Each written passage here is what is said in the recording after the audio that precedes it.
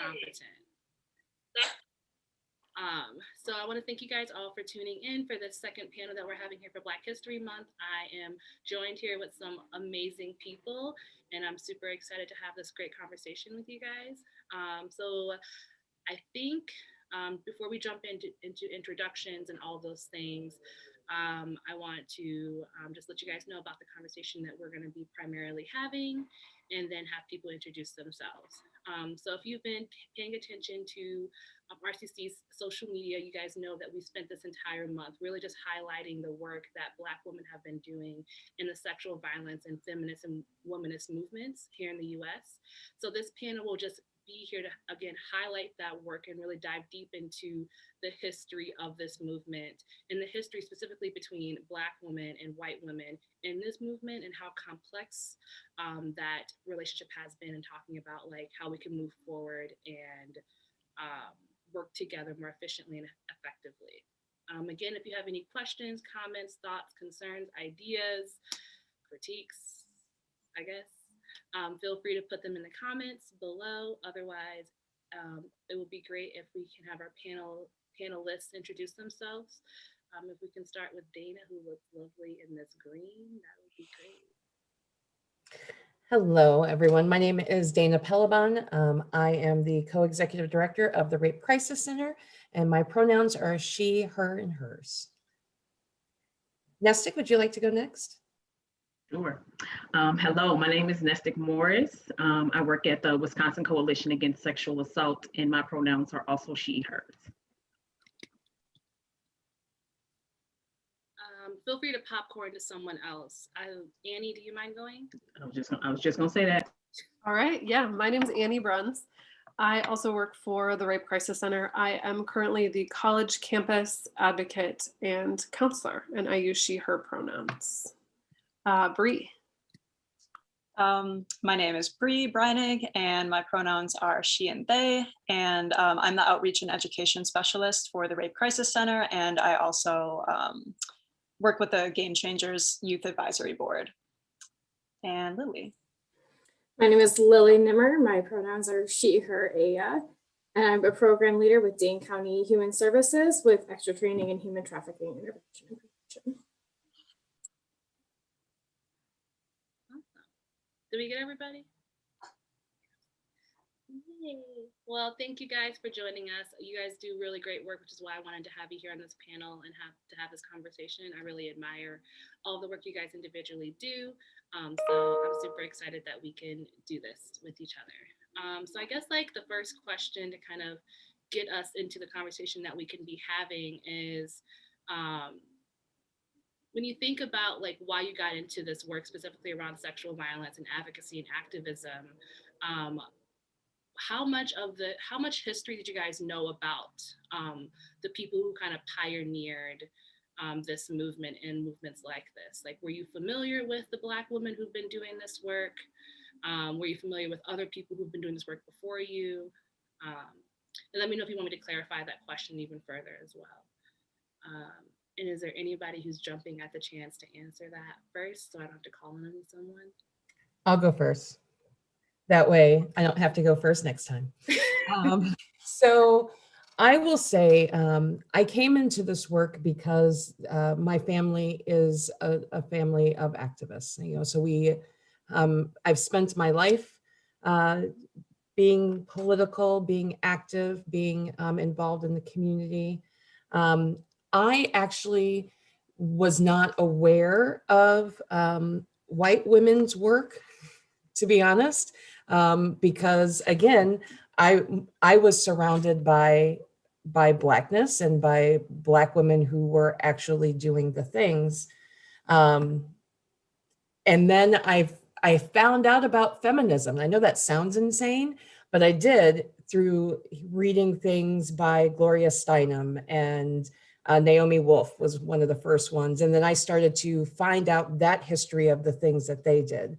So everything that I knew about movement work really was grassroots. So the idea of corporate movement work was something that I wasn't exposed to really until I moved to Madison. because again, everything that we had done was all grassroots and starting our own organizations and out there just helping women. Awesome. That's really interesting because I kind of had the same experience as well. I had no idea about like feminism at all until like my junior year in college.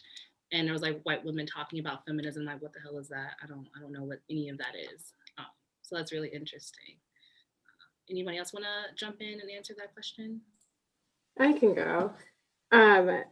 So I will say that the one person who comes to mind is somebody I knew about before coming into this work was Tarana Burke, and kind of knew of her work and kind of had done some research on kind of how she started the Me Too movement and the intent behind it, and how that kind of got turned into this whole other thing. I can't remember what her name is, but when the one white actress kind of popularized it, and now everybody thinks of that when they think of the Me Too movement, instead of kind of how it started as a place for healing Black women and girls who had been assaulted. And kind of that was the one person that I think of that I kind of knew about before I started at this work.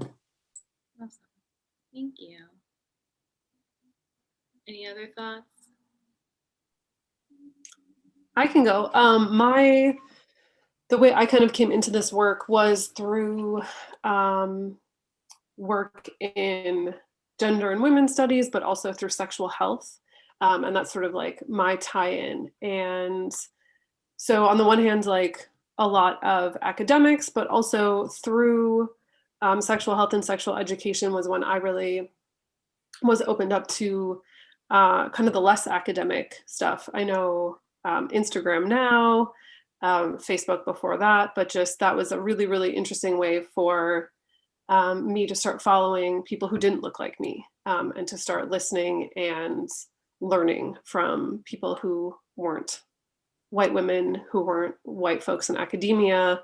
And so that's sort of how I came to this. And, you know, initially it was very historically white, you know, we're sort of indoctrinated into that through, I would say, from the beginning of education. And so it was definitely through sexual health and sexual education that I was able to kind of branch out and listen to and learn from other voices.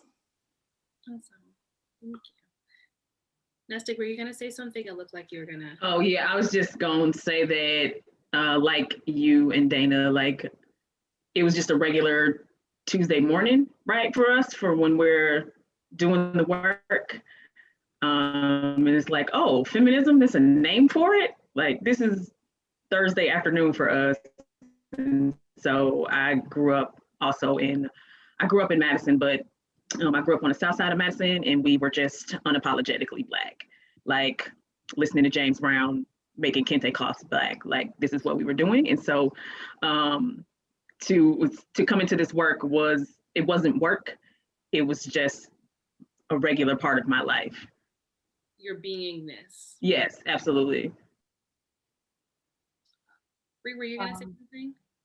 Yeah, I did not grow up in any like activist communities and come from a really small place. And so I didn't, you know, I knew about feminism and was like interested in feminism as a young person, but I really didn't start getting involved in activism until I got to college. Kind of like similar to Annie, came through it or to it through like a gender studies lens and just like, I guess like anti-oppression studies lens, I guess, through academia. And then it really wasn't until maybe my junior or senior year of college, and then like after college, that I started actually like doing things in the community and like being sort of more like on the ground and not in academia. So I don't know, maybe follow with me and vibe with me through this thought process I'm having, because slightly different than maybe what we were expecting. But something that I find really interesting is that like, at least for like Black people, right? Like a lot of this work that we talk about, anti-racism, feminism, womanism, like anti-sexual violence and like domestic violence, a lot of this is work that we've just been doing. And it wasn't like a pivotal point. It never had to be like an academic place where we had to learn these things. It just was part of our upbringing that we do this. And I feel like that, I don't know, I feel like there's something to that. I guess like how you do the work and how you relate to the work in a very specific way. I don't know if that's making sense to anybody else. So the other thing that I'm noting, probably because I'm the oldest person here, is a little bit the generational differences and how it is that you come to things. So I'm thinking about when I was in high school, and there really wasn't like the internet in the same way at all. You know, I love that you found through Tarana Burke, like she's amazing. She's also my age. And so like me and Tarana were the people that were, yes, we are, I believe she's my age, if not maybe a year or two older, but pretty close. I might be older too, who knows? We all look about the same age. So it is interesting for me listening to how people outside of our community come to things. And I have this conversation a lot with white folks, especially around 2020, and you know their consciousness raising that has happened in the last 12 to 18 months, and the discussions of it and the surprise through things. And I will be honest, I didn't know that you could get paid for this kind of stuff. Like that was something new for Black folks. You know, when my dad was out there doing the work, he was one of the first people I knew that got paid to help Black people. I was like, oh, we can get paid for this? Okay, well, maybe I will do that with myself. So it's interesting to kind of see generationally and I think race-wise, how it is that this work comes about, because I didn't have organizations. Those were not a thing. I still remember the first time that I had to contact DAYS, I literally pulled out the phone book to look up domestic abuse in the category sections. And that's a whole different experience in how it is that you receive help just because of access, and then how it is that I think of help because of lack of access, I think. Yeah, thank you, Dana, for sharing that. I feel like so much of I think my generation, I think I'm the youngest. Dang, I am the youngest. I think my generation and younger, I'm 25, right? A lot of how we come into this work, or most people specifically, like, non-white people come into this work through a social media lens and that social media activism, which I think is a really great thing. But I think something that why I wanted to have this panel is something I worry about is that we lose the history and the context of the people who came before them, who really pioneered this work. And in general, like, we typically never give Black women their flowers and their dues until they die, about like how important their work was, especially when we're talking about, sexual violence, which is a very unique niche, whatever. I'm an English major part. So that's kind of why I really wanted to have this conversation and like highlight these women in this month, because it's something that we typically don't talk about. And there's a question in there, but I wanted to like open it up to see if anyone else had any thoughts before I ask that next question. Okay, thanks. I tend to ramble, so I won't be helpful. But I guess like the next thought that I kind of wanted to like jump into and like ask you guys, I guess specifically for the white panelists, is like, how do you kind of navigate, understand, learn about the history of like the Black women who came before you and integrate that into the work that you do? How do you guys balance that, or like what goes through your head when you're doing this work? I know that's a heavy question, so feel free to take your time to like think through that. I can start. I to kind of pick up from the last question and then like braid it into this question, I do think that with white people coming to this work, it is, it tends to be intellectualized very heavily because of coming to it through academia. And, you know, like we were talking about before, like obviously I think one of the younger people here too. Shaquilla, you and I are only a couple years apart. So, but there wasn't social media when I was in high school like that. There was like only Facebook. It wasn't like a thing. But in my like mid 20s, definitely like social media is a big catalyst for like being able to feel like you can be involved in movements and stuff. But I do think for white people, especially because of not having certain personal experiences, this work does tend to be intellectualized, and I think that's an issue. And so for me, to answer the question that you just asked, Shaquilla,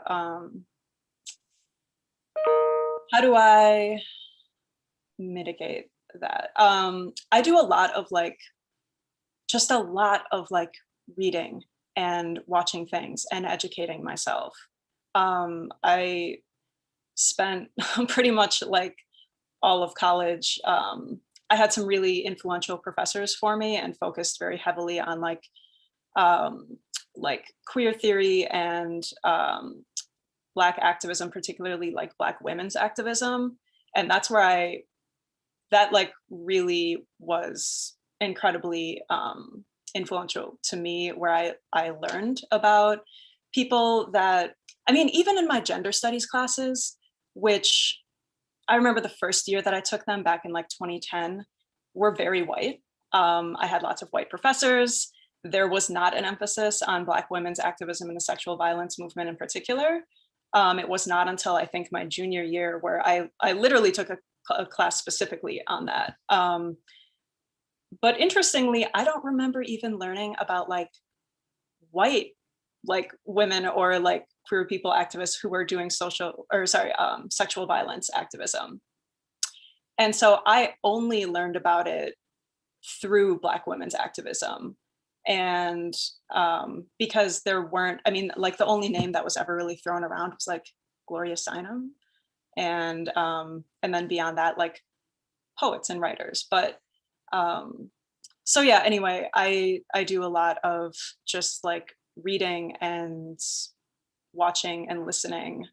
I try to practice listening and listening and listening more. I really can't emphasize that enough as like a practice, and just talking with friends and other people who are doing this work, specifically Black folks and people of color. Thank you. Annie, Lily, did you guys want to answer that, talk about that? Yeah.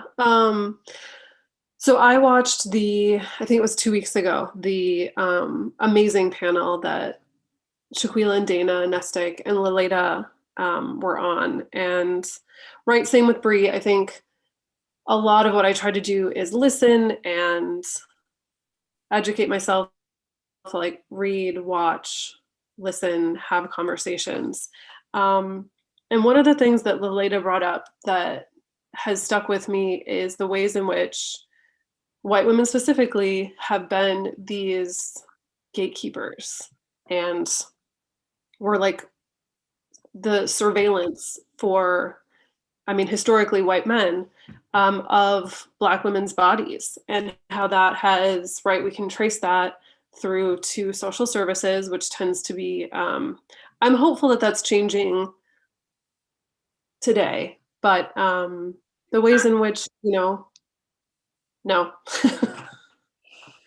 The ways in which like a lot of social services is the continuation of white folks, primarily white women, gatekeeping and surveilling Black women and Black trans women and, you know, people of color, queer people, their bodies. Like, we still have that power.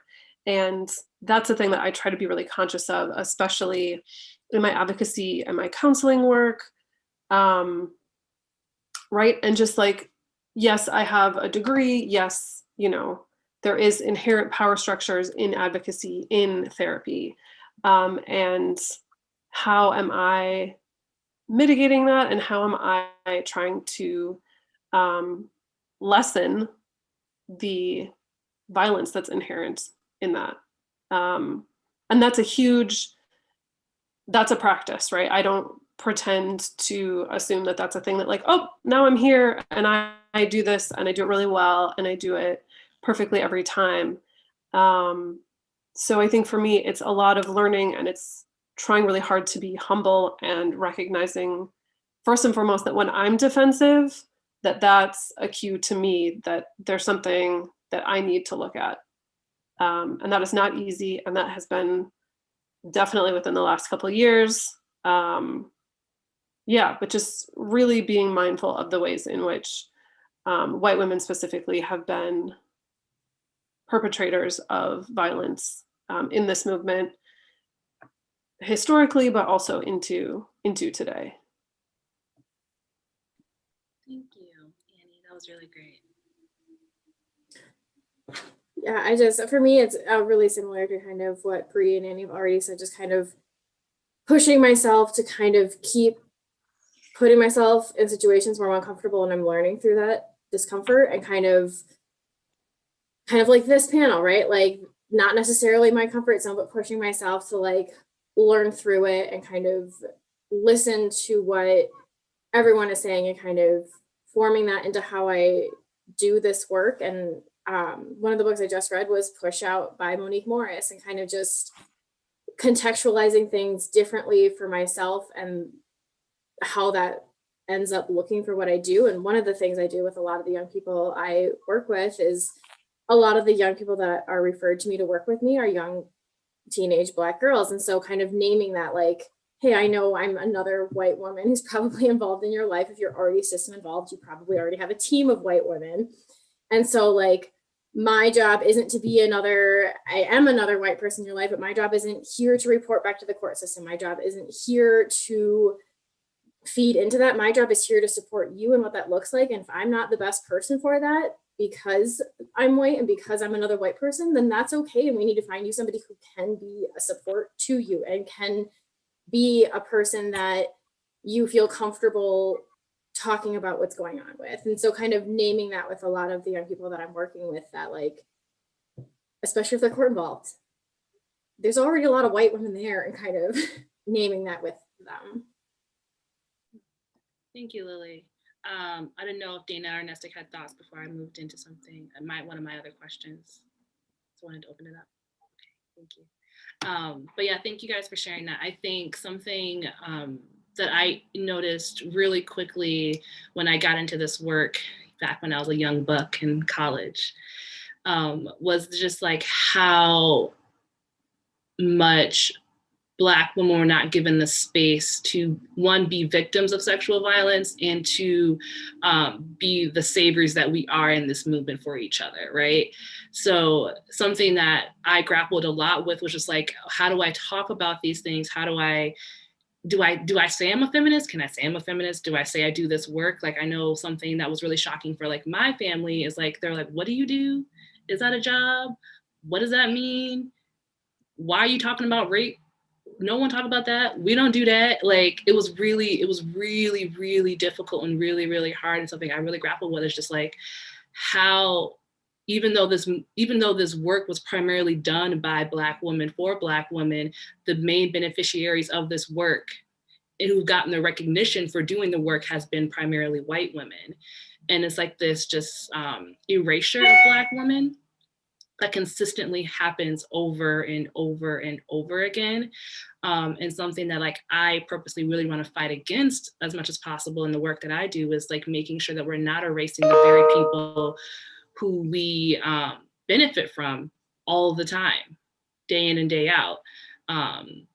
So yeah, I really appreciate you guys like, being very candid on about how you guys grapple with that and how you kind of work through that. One of the other questions that I kind of wanted to touch on was, I just lost my train of thought, so I'm so sorry.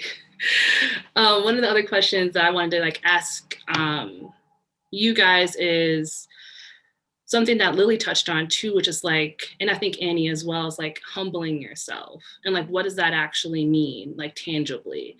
So I think we're in this like anti-racist, decolonization, everyone's a social justice warrior space. And we throw around those terms a lot. So like, what does that actually tangibly mean for you guys who have to interact with a lot of people of color, specifically like Black people? Like you said, Lily, you primarily work with young Black girls. So what does that actually look like? What does that mean tangibly?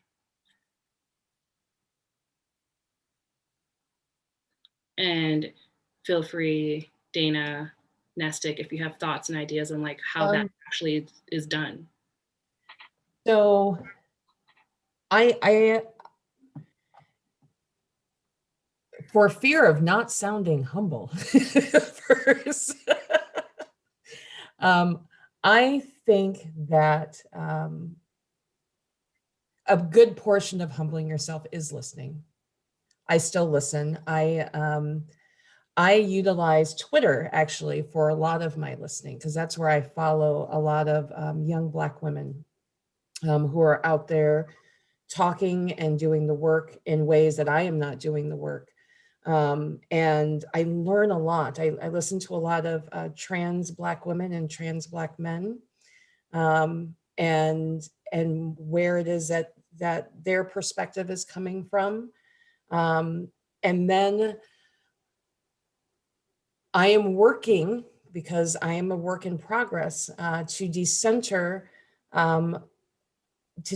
myself when it is that I'm doing these things. And, you know, I have placed myself in a position to be vulnerable to my staff. I have placed myself in a position to let them know that they absolutely can and should call me on things if I am not living up to the things that I say that I'm going to live up to. They know that they have the ability to call me on that without recrimination and without feelings other than gratefulness that that they are trusting me enough to tell me when I'm being a jackass. And it's true. So reminding myself that I am only as important as everyone else around me, and to remind myself that it is not about me in every situation. Even situations that affect me, it may not be about me. So, and I remind myself of that every day. And then I have a 16-year-old who reminds me every day to be humble, because he will tell me very quickly when I am not doing the things or living up to the integrity that I need to be living up to. Come through integrity. I love that word, integrity. Shout out to Brandy Grayson, because that's why that word is stuck in my dang head all the time. But Dana, you do a really good job of that. Like, as someone who is employed underneath you, you do a really phenomenal job at modeling. You don't have to be right, and you don't have to be an expert. And we're here to learn and grow and make mistakes and hold each other accountable. And I think that's really something I wish more white women did. I don't think that happens enough. But I could also just be speaking from trauma. So there's that.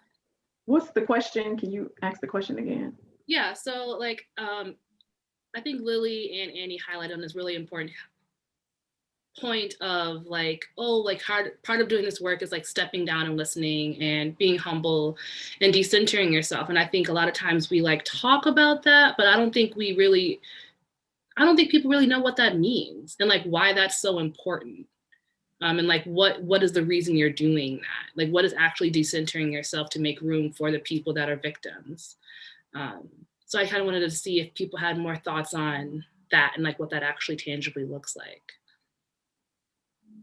I think it looks like letting justice or navigating through a system looks like what it looks like to the survivor, right? So I don't get to come in as the privileged advocate with my, glorious MSW, thinking that I get to tell them what it looks like.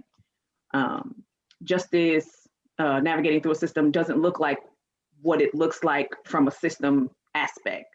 So whether we want to admit it or not, we are a part of a system, right? And so systems have harmed Black people, right? I feel like systems were created to harm Black people, if I'm being completely honest, right? And so if I'm a Black woman and I walk through your space, I may not want to report. I may just be coming here just to feel it out. And so that looks like what decentering for me looks like, moving aside and acknowledging like you get to choose what it is that you want to do. I don't want to jump through a million hoops. Maybe I just came here to talk. Maybe I just came here, like I said, to see what it looks like or to start the process.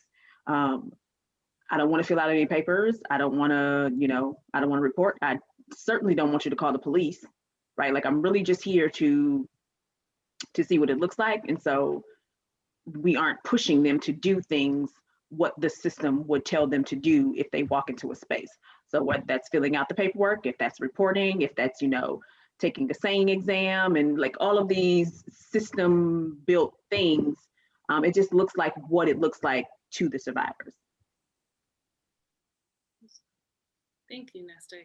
I think that's something that is really uncomfy, right? I think specifically for like Black people in this role, like it's really uncomfortable to like acknowledge that you are part of this system that does great harm.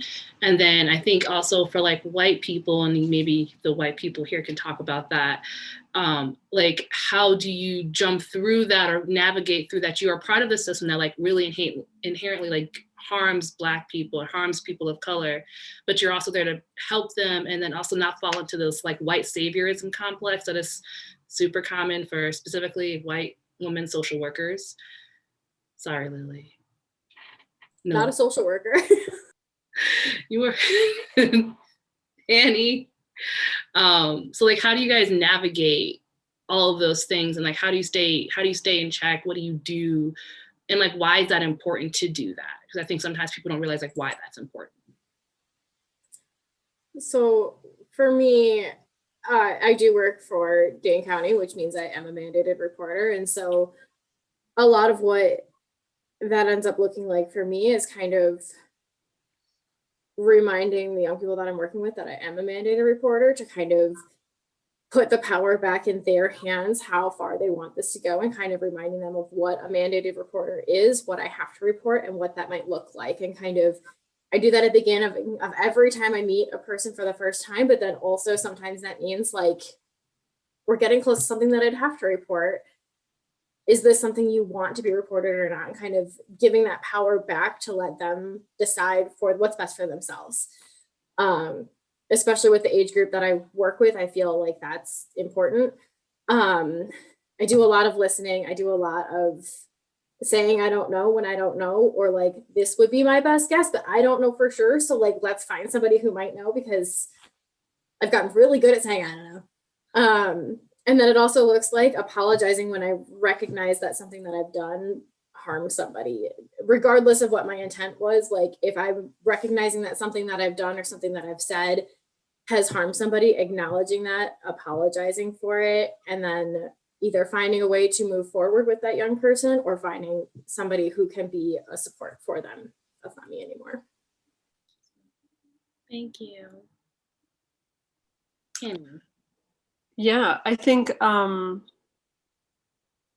of the things that this question is kind of also making me think of is, right, within sexual violence and the sexual violence movement, we talk a lot about power and control, and the ways in which one of the huge things that victim survivors lose when they're victims of sexual violence is control. And the ways in which trauma is very deeply like rooted and connected to control. And I think one of the things that I probably don't always succeed at, but try to work through is, we talk about trauma, we talk about how we want people to conceive of it and try and work through that and hopefully move through it. and the ways in which, especially for people of color, especially for Black women, we can't separate that from trauma that's happening to them every single day. And so, yes, we can work through and we can talk about the trauma around sexual violence and the control. And then how do we also talk about the fact that under, especially in this country, racism, capitalism, you know, the ways in which those things control bodies as well. And so for me, I think it's trying to be realistic and open and honest about the ways in which these things are really messy, and they and control looks different for different bodies. And that's, I mean, ultimately that's shitty. And I think one of the things I try to do is be honest about that. Like, this isn't okay. And I think also another thing that recently has been helpful to me is really just, you know, you were talking earlier about how we throw like social justice warrior and even the word centering. I think for me, sometimes coming back and thinking about what words mean sounds really elementary, and it's a thing that I don't do enough. Because like centering, that's such an incredible and powerful word. And I think that's, you know, centering Blackness. What does that actually mean? And what does it mean for me? And how do I get out of the way in order to do that? So that was just another thing I was thinking, that like for me, coming back to words and what those mean and the meaning that we give them, I think can be really is helpful for me in this work. Thanks, Annie. I was gonna say, I love that. Yeah, I don't know, maybe people hear me say that all the time where I work, but like words mean things, definitions are important. You can't just take the context out of words because it's more convenient or we want to water it down. And a lot of times in this, everyone's a social justice warrior, everyone has a platform, which is very beautiful. We really kind of move away slightly, or we try to make centering Blackness more palatable for the mass world, and that doesn't really help with actually doing what centering Blackness is aimed to do in a lot of these spaces. I was gonna say, Bree. Yeah, I was gonna say, Shaquila, we talk about this all the time, but like just the certain social justice words that are thrown around all the time now, like intersectionality. Sometimes I don't think people even know what that means anymore. It's used as like to replace diversity. People throw around the word decolonize, right? Like these are really like big words. And they do mean things. And I think I might be the only person here who does not work directly with like clients or survivors. Like I'm in education and outreach. So I think for me in navigating this, partly is knowing and reminding myself and being constantly aware of the fact that literally everything I know about activism and social justice and like how to be a person within that comes from Black feminism, and comes from the labor and activism and theory and practices of Black women. And I feel a very huge responsibility to cite and credit Black women in the work and like education that I share, when I'm talking about certain concepts or certain whatever it is that I'm sharing with students, like whatever the information happens to be, to always like cite and credit and provide resources so that people aren't just hearing this from a white person and be like, this is a person that you can follow on social media, or this is an author that you can check out, or whatever. Yeah, and then just like pretty much everyone else was saying, like stepping back and yeah, decentering yourself, decentering your own narratives, your own perspectives. Yeah. Listening a lot, as everyone has said. Thank you, guys. Can I ask something real quick? Yes. I'm thinking like you said, social justice warriors, decolonization, intersectionality theory, all of those things are only a thing because of academia. And it's easier for white folks to grasp, right? Like this isn't about anything else other than what it is, right? When we talk about intersectionality theory, it was coined by a Black woman to discuss what's happening at the intersections of Black women's lives. And just like everything else, it has been hijacked and it has been made soft for white people to be able to digest it. And just like all of the things, like name a thing, and it'll all be nice, it'll all be fluffy, it'll be, like Bree said, from an intellectual standpoint. And I think we need to be mindful of that when we're doing this work. With like allyship and all of that, like allyship is really nice and it's really fluffy. As a Black woman, I don't need you to be my ally. I need you to be my co-conspirator, right? Like I want you to burn some shit down with me. I want you to flip over these tables with me. And I want you to drive the getaway car, because if we're being completely honest, as a white woman or as a white person, I have more to lose.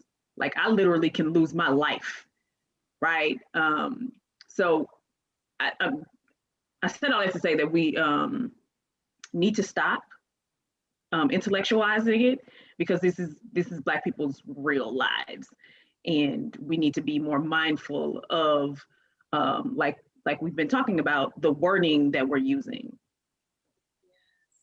I think remember Nestic when I first went to my Wakasa that long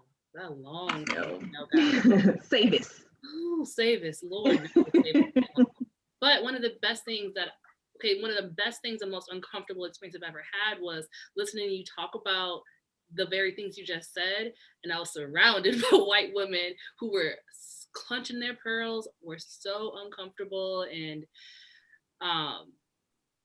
right, like I was like, ooh, maybe this is a new job for me, because child, like it was really stressful. But it's so true, because I get so much pushback from white women saying absolutely horrible things, and like, the follow-up questions and, all of those things. Like white women say some horrible things in my evaluations. I'm too Black, right? And I'm not here, and I make it very clear that I'm not here for white comfort.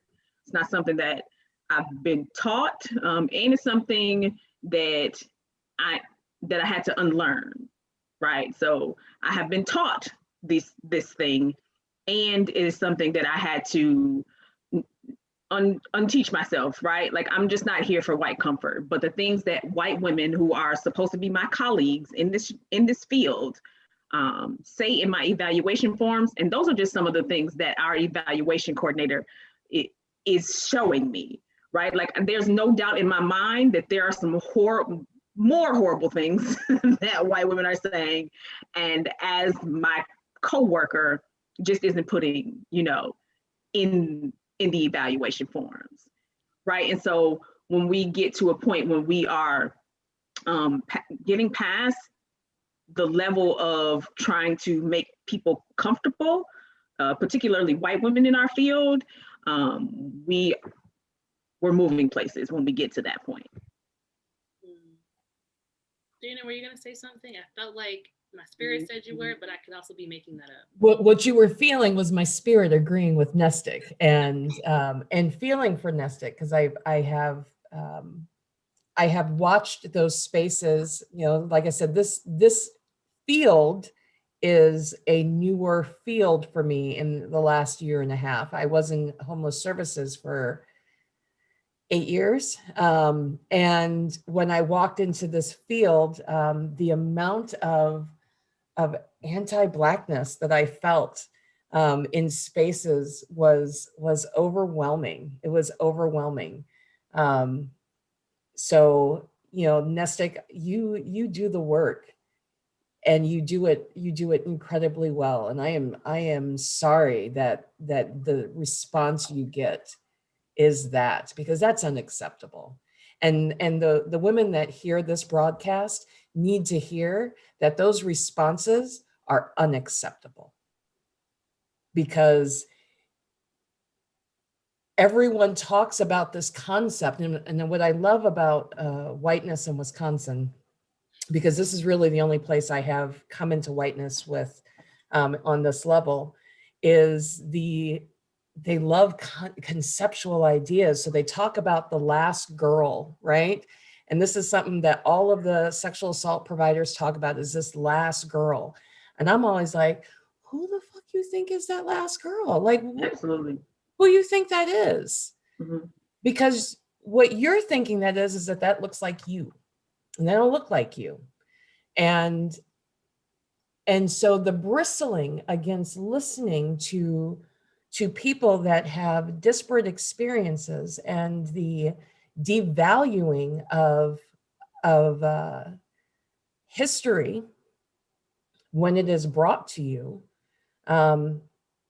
is something that is uniquely something I've seen up here. It is baffling to me. So I send to you, Nestic, all of that, because I receive it.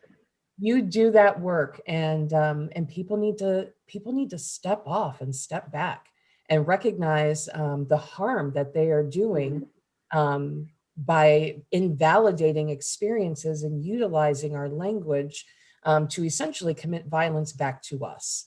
I think that, and I say that all the time, if you are a sexual assault provider and you are saying and thinking and doing these things to your colleague, I am afraid, like, I'm disturbed at what you're doing to Black sexual assault survivors. At this point, it's like, why are you here? What are you doing here? Sexual assault services aren't one size fit all, right? So I'm just baffled at how like hiring practices, and like, who are these people that you are you hiring? Like, I get way up north, you're probably not going to see that many Black women, or you're not going to see that many that much diversity or BIPOC folks, right? But at the same time, like, just some of the horror stories that I hear from Black survivors and from Black colleagues, we're not making this up, right? Like, we did not just wake up one day and say, these white women are harming me. And the irony of it is that we work in a non-violent field, or we're supposed to be working in a non-violent field, when we are the ones that are perpetuating the harm. Because we'll stick up the wheel, the power and control wheel, it'll be plastered all over the place, in offices, in, wherever. But we're not taking into consideration that we are the ones that are perpetuating the harm. And this is why Black sexual assault survivors aren't walking into your spaces, right? Like, we're coming up with this whole idea of like, where are the Black survivors? Where are the Black, trans women? Where they're not coming into your space, because you're doing this to your colleagues, right? Like, I'm supposed to be the person that you all are standing beside and uplifting and working with, right? White women have no problem with working with other white women. It is, let's call such and such to see all of these things, and we'll bring her in, we'll bring her to the table, we'll bring him into the table. But when it comes to working with Black women and Black survivors, then all of a sudden it's like, we have the Black sweats. Like, what do we do? What do we do? What do we do? Like, it's just bizarre to me. Not the Black. And who are the right ones? So the other thing is that Let's go there. Let's do it. There's gatekeeping about which Black women they will Absolutely. choose to bring to Absolutely. the table. And Absolutely. You can't be too Black. Yeah, you can't be too Black. You can't speak too much. Right. And that also goes for survivors as well. Like, we do this whole deserving and undeserving survivors, right? Like, we center the white damsel in distress, right? Like she's given the benefit of the doubt. Somebody could have jumped out of the bushes on them, or it could be somebody that they know, and they walk into this space and they are given the benefit of the doubt. What can I do to help? What can I do to help? How can I help you navigate through a system? Right? Black women do not get that luxury. Black trans women don't get that luxury. Black people don't get that luxury of the deserving. Oh, you went mute. Did you do that on purpose? Oh, okay. I also want to call attention to one of the reasons why we end up getting connected with Black women is through the criminal justice system, especially youth. We find out that they've been assaulted after these children have been arrested for things that most people don't get arrested for if you're white. So this sexual abuse to prison pipeline, that is a very real thing for our young women. And we should not, one, have to relate with women only through the penal system, and two, there should be a way for us to be able to provide services to Black women without the interruption of other people in that process, and without the interruption of a penal system in that process, because that may not necessarily be what is best for that woman. And that does not mean that she should be cut off from services, because there are services that are given only if you report to the police. Well, that is inherently racist.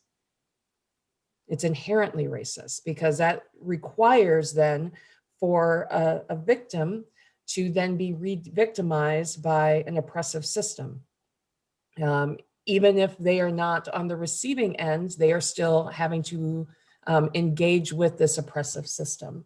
So how we look at our policies and practices, and how we look at how funding is distributed, and how we look at how survivors are helped by funds, really does need to be mindful of how race interplays with everything, and how Black women are treated in all of these systems, and why they may not participate in those systems. And because they don't, then they are left out. And there needs to be a better way of doing that. Thank you, Nestic Dana. You're just always fill me. But I was gonna say, Nestic, too, one of the things that I really appreciated about you being at Savis, right? It was like you were like the little safe haven in my little world full of white people in that space. Because I don't know, Annie, you were with me at that training, and like it was literally 90% white women, and then like sprinkles of Black and brown occasionally. And so like having you there, one was scary as hell too, because I was like, ooh, these white women mad. And then, but it was just so helpful to like have you speak up and be so unapologetic and be so uncensored and be so you. And it really saved me as far as still being in this job and still doing this work, because it was really helpful. But something that you guys touched on that I really think that is really important, that I think most people don't think about, is that like, one, we make these conversations super academic because of primarily white people.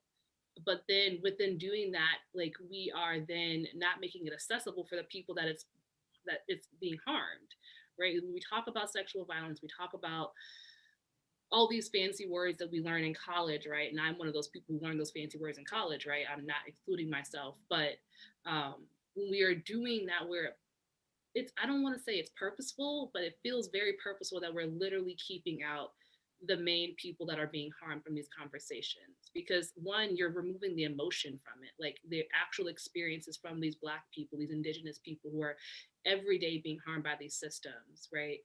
If we're gonna make these fluffy, cute words, it's really taking away from the real emotion, the real pain, the real trauma that these people are experiencing day in and day out, because we want to make something palatable for people that are also just doing the harm. as well, which is really interesting. And then the point that I also thought was really interesting that you guys brought up was, you know, in the spaces where primarily white women work, which is like social justice, social work in these types of spaces, the reasons why, they are never held accountable for doing harm is because they never have been accountable for doing anything. I mean, even the harm during slavery, even though there was white women doing egregious things to Black women during slavery, they were still blaming white men for the things that were being done, even though it was equally white women. And they've never had to be held accountable for the things that they've done, the things that they continue to do, because they are the victims in every situation. And that plays out so often in spaces. I've seen so many times where I see a white social worker working with a Black girl, and the Black girl is too loud or too ghetto, too this, too that, and she's too aggressive, and I can't work with her anymore because she's threatening me. And how that happens so often. So I guess the question that I kind of want to leave you guys with to kind of work with me through is, with knowing all of this, how do we work together? Because I still feel like there is a huge, not a purposeful split, sometimes purposeful, but there's still this huge divide between, Black women and white women in this movement, in this space. And a lot of times it's necessary. And I don't know if there's a way to reduce harm or repair harm, or I'm not sure, but I am curious to think through with you guys who are brilliant. How do we move forward? And how do we hold white women accountable? And how do we repair the harm that has been done, that continues to get done? Which again is a big question, I know.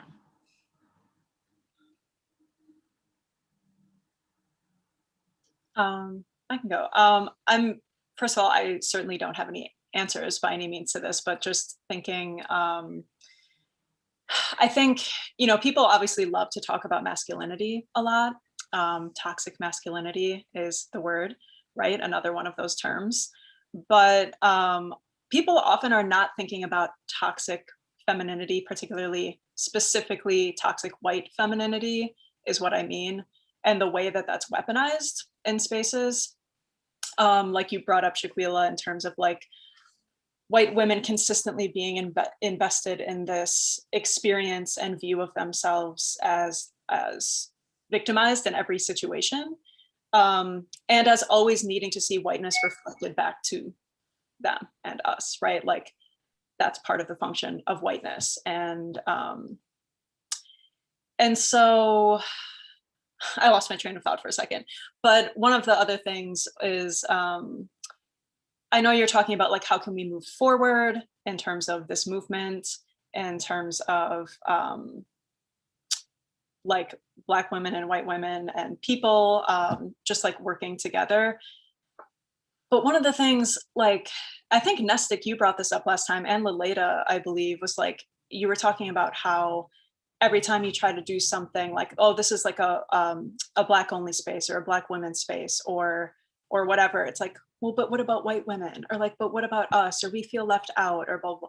Like, I think part of moving forward is just like, you can't expect harm to be just healed immediately, if at all. This is such a long, traumatic history, generational history. It is alive in people still. Trust has been broken time and time and time again. And as white people in this movement, just knowing like, you're not owed trust from people of color and Black women specifically. And when there are specific spaces, that's for a purpose, and that needs to be honored and respected. And it's not about you. It's really, it's both not about you, and it's trying to seek solace from the harm that you either wittingly or unwittingly continue to cause. And so part of that like stepping back thing for me is those, when things need to be separate, like that's not a bad thing, at least for the time being, right? Does that make sense? Yeah, thank you for that. I think that does make sense. Annie, Lily, did you guys have thoughts? I think one thing I've been thinking is, and hopefully this connects, but Nestic, you saying, right, like we continue to intellectualize this. And I am guilty of that. I'm guilty of that today. And just the ways in which so much of that is about centering or making places palatable or comfortable for white folks. And right, Shaquila, like you said, right, it totally takes out the emotion and the reality and the violence of what's going on. And so Nestic, I just wanted to thank you for, right, like that's a thing that I need to sit with, and I need to sit with and to listen and to do better with, because definitely I think that part of working together and part of moving forward is making spaces accessible and having conversations that anyone could come to and take something from and learn from. And I think intellectualizing and like using academic language does the opposite of that almost every single time. So thank you. Thank you. I don't know, Lily, did you have thoughts? Not that specifically answer your question, kind of just something that's been in my mind as we've been having this conversation is I think a lot of white people, specifically white women, when we talk about listening, we're listening to reply instead of actually listening to hear and to understand. And so that I think that's something that's just like I need to be better about, and I know that, and kind of finding ways to push myself to be better about that, and kind of calling me and other white women out when you see that happening, that like, hey, what you're saying is like, were you actually listening, or were you listening to try to either like weaponize or be like make yourself the victim, or what was the intent with what you're saying? And kind of, I don't know how my brain's doing fun things. I don't know what it's doing, but yeah, that's just something that kind of was in the back of my mind while everyone else was talking. Thank you, Lily. I think that kind of brings to like the larger thing of just like in general, something that society is not great at, and I think everyone needs to work on too, is if you're listening to be offended, you're going to be offended. Like if you're listening if you're listening to purposely misunderstand what a person is telling you, you're going to get your feelings hurt. You're going to be upset because you're purposely listening into where someone's going to hurt you. And I think that is like one of like the grave dangers of like white people and Black people working together. Because of Dana. I was also going to say, if you're learning, it's going to hurt.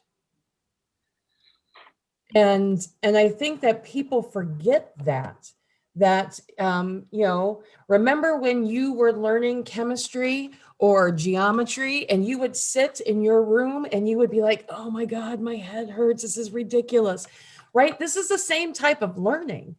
Learning hurts. It makes you feel uncomfortable because you're stretching. You are taking that bandwidth and you are pulling that bandwidth and you are putting new things in and you are challenging notions in your head. So if you're listening to me and you don't hurt a little bit, then I need to go back and think about what it is that I'm saying, because I'm not giving you the education that you need. Because every time I listen, I hurt every time because I go, ooh, I'm doing that wrong. All right. So let me recalibrate how it is I'm thinking about this, you know, and I take it with not a, oh, I can't believe that now I've got to think about how I say this word, which is what people get caught up on. Instead, it's, oh, let me make sure I'm doing it right because I don't want to cause harm to anybody else. There's an excitement factor, an appreciation. There's an excitement. Factor.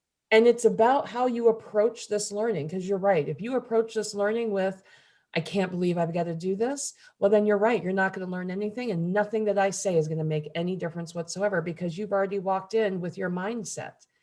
But listening is not just teenage listening where you're just kind of like, there's somebody in the adult that's kind of talking at me. It's actually, you are sitting down, you are processing, you are taking that information, you are going back with that information, you are looking at what it is that you know in your life, and then you are changing if that is what needs to happen. And people forget that second part of listening. It's listening, processing, action. Thank you. I think white women have a hard time with it not being about them, right? Like there's this, and it's historical, right? Everybody talks about the angry Black woman and the angry Black woman and the angry Black woman. Nobody ever stops to talk about how angry some white women are, right? Like, and it started on the plantation, like you talked about, Shaquila, like egregious things, like just absolutely horrible things. But America has this history of white women weaponizing their whiteness to dictate the actions of everybody around them. So whether that be a program, whether that be in policy, whether that be the police, the Black people around them, right? Like I know that I can use my whiteness to dictate the actions of everybody around me, and it's going to be about me, right? And so, and it started on the plantation. When we are doing this work and we're doing this work collectively, it's not about white people. It's not about white women, right? And I think white women have a hard time with it not being about them. And so that's when I'm going to be offended, right? Like I'm offended because I can't come into this Black only space. Or isn't that segregation? Or, all of the things that we hear from our white counterparts. And if we're being completely honest, if we were working together, we would not need the Black only space or the space that's only for BIPOC folks. If you were doing the listening that you claim that you were doing, we wouldn't be here, right? And so I think that we have to, white women hear things from other white women better than they do other folks, right? And so that's that whole allyship, that whole like calling out your grandma, right? Like all of those things that we wouldn't even need to be here, and we wouldn't need infinity only spaces had white women stop making it about them. Yeah, I don't know. I always struggle because I think in conversations and like with me thinking through this panel of like, I feel like people like want like a happy ending of like, we're gonna all ride into the sunset and we're all gonna be collective and white people and BIPOC unity and all women matter. And I feel like I wish I could say that genuinely and do that genuinely. But we're not there yet, to no fault of my Black self. That's not my business. But it does, it really, it sucks because the people who are harmed because of that are the people who are harmed every day, which is like Black women, Indigenous women, because like white people can't get it right and white women can't do it, and we can't figure out a way to be better for each other, like as humanity. Like the most vulnerable is consistently harmed day in and day out, and then we take their harm and we use it as talking points and teaching and books and people making come ups on people's trauma. And so like, I guess all the things you guys just said too about like listening with intent to really stretch yourself. I like what you said, Dana, like learning is painful. I know that too well. Learning is really painful and it's traumatizing and it's hard. And I think the more people get to know that it's not going to be a pleasant ride and it's going to be uncomfortable and it's going to be challenging, the easier it will be. And I think also doing what you said, Nestic, too, of like, white women, white people really need to figure this out a little bit. How do you hold each other accountable? How do you call each other in? How do you hold space for each other's whiteness in some way? And I can't really dictate to how that looks for y'all, but I do know that having authentic conversations is really like a really good step to doing that and holding those spaces and to hopefully reducing harm in the future. Were there any last thoughts before we kind of wrap up, because we're ending on our final time? Any thoughts? I had one. I think this was Dana, right? Thinking about growth and learning as hard, but also as exciting. I think that's definitely a thing that, especially when we're talking about white people, white women, trying to hold each other accountable, that is absolutely missing from the, like, being excited, right? Like, instead of the defensiveness, which is, I think, is where most of us go, what about being excited to be doing that learning, to be doing better, to have the opportunity, to have that discomfort be sort of exciting. So that's the thing that I'm taking away from this, is just, how do I think about having those conversations that I need to have with my people, and hopefully getting people to be excited about that the challenge can be exciting. I was going to say something similar, Annie, and thanks to Dana for bringing that up, because I do think that people, like, in terms of learning, with like white people, it's specifically, it has to be a complete divestment from your ego and your identity. You can't come away from it the same person. And I think a lot of people have a really hard time being like, first of all, literally changing. But if you are truly going to learn and step outside of yourself, you're going to be a different person, and like, necessarily. And you're going to have to like betray some things. Your family upbringing, maybe family members, you're going to have to betray your whiteness. You're going to have to deconstruct, what does whiteness even mean? Like, what even is it? White hegemonic white womanhood constructed in opposition to Blackness and to Black women.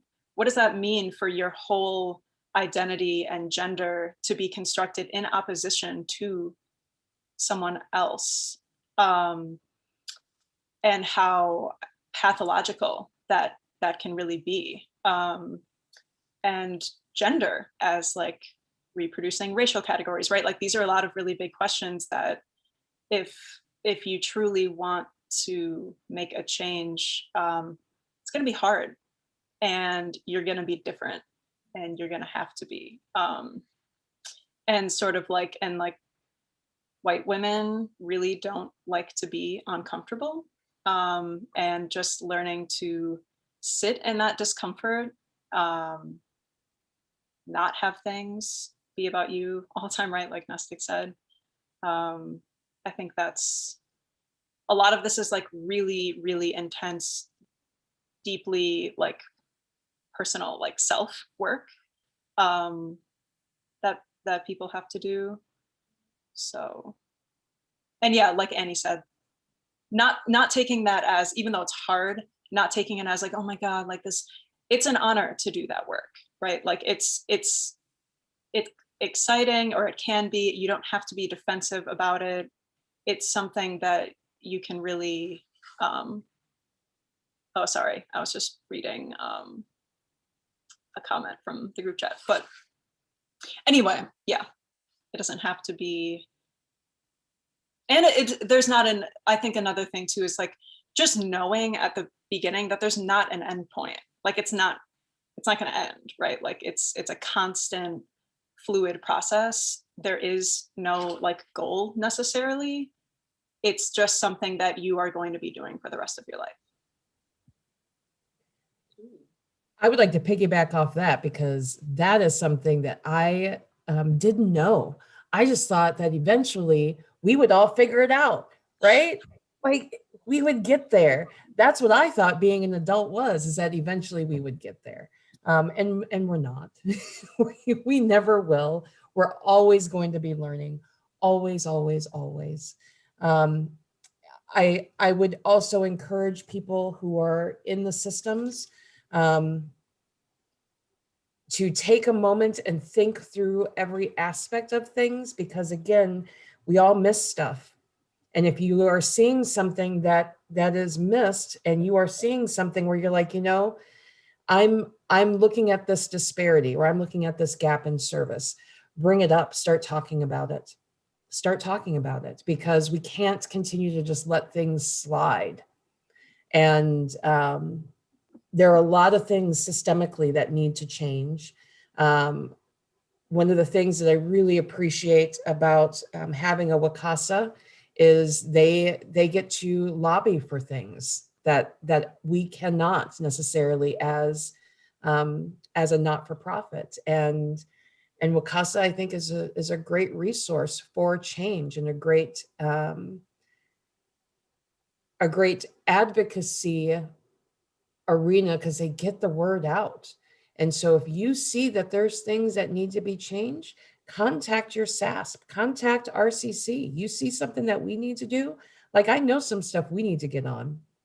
We need to work on our LGBTQ services.